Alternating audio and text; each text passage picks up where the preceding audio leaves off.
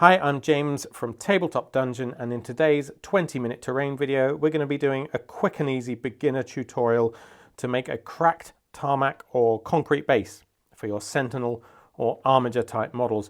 Big heavy mechanical stuff that I figure might crack some weak old tarmac and sink into it a bit. Anyway, if you like this effect, keep watching and I'll show you how to do it. The only thing you need for this is some cork sheet. I think this stuff is 3mm thick. I grabbed the roll off Amazon, it's lasted me for ages.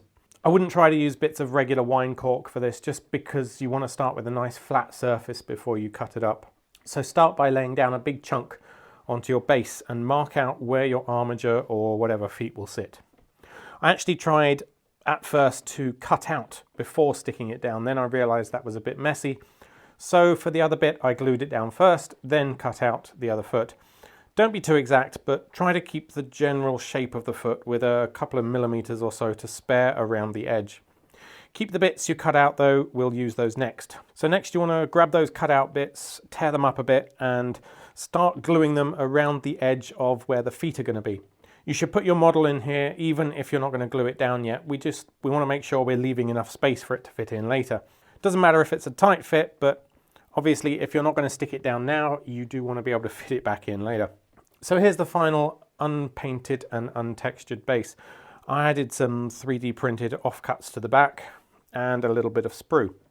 Next, head out to your messy space and start throwing down some PVA glue and sand to add a little texture here and there, especially cover up the plain base bits that are left over. You should also wait for this to dry completely, then seal it with another watered down spray of PVA mixture. Either use a little dropper or a spray bottle. Again, wait for that to fully dry before undercoating. Use a rattle can or airbrush and the rest is up to you in terms of colours.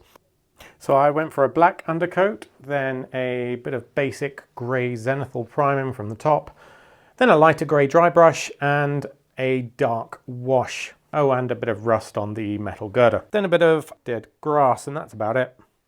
You might even want to mark up some road lines if you have it on an urban board you're trying to match to, but yeah, jobs are good at that point. So I hope you enjoyed this basic little tutorial. Really nothing a beginner couldn't do here, but quite a dramatic look I think that's really easy to achieve. Please consider hitting like, leave a comment down below or whatever, I'll try to respond where needed.